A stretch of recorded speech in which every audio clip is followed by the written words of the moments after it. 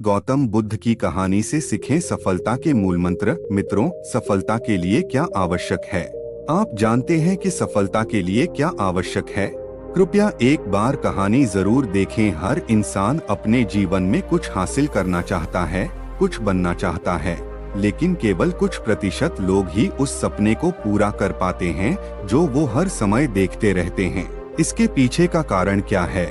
अगर हाँ, तो ये कहानी सिर्फ आपके लिए है।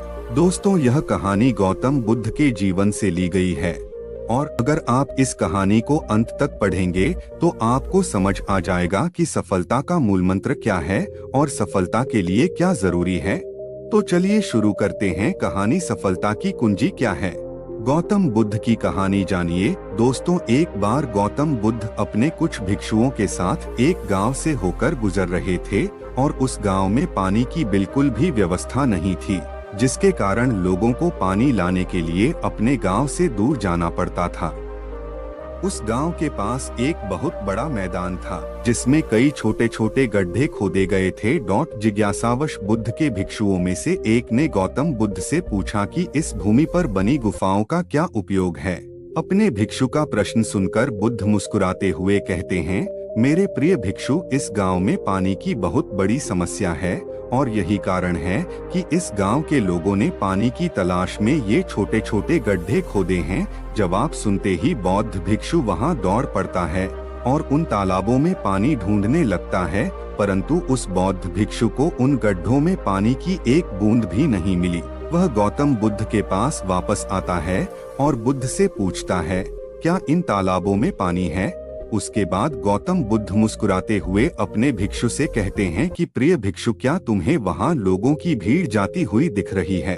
इस पर बौद्ध भिक्षु कहता है कि हाँ, मुझे बुद्ध में नजर आ रहा है। इसके बाद बुद्ध कहते हैं कि वे सभी इस गांव से दूर एक नदी पर जाकर वहां से पानी ले रहे हैं।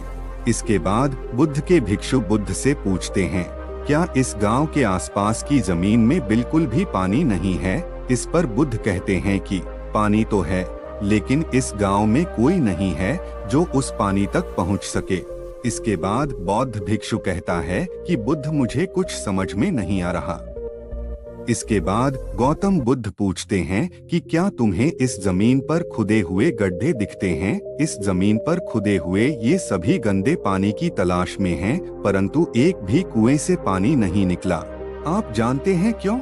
क्योंकि मेहनत तो हुई लेकिन सही दिशा में नहीं। यदि सभी ग्रामीण अलग अलग 100 गड्ढे खोदने की बजाय 100 गड्ढों के बराबर एक ही गड्ढा खोदते तो इन सभी ग्रामीणों को पानी अवश्य मिल जाता। तो इंसान का दिमाग भी ऐसा ही होता है, वह एक साथ 100 दिशाओं में दौड़ता है। यदि कोई व्यक्ति अपने मन को एक दिशा में केंद्रित कर दे तो वह अपने लक्ष्य तक अवश्य पहुंच जाएगा, लेकिन ये बात बहुत ही कम लोग समझ पाते हैं।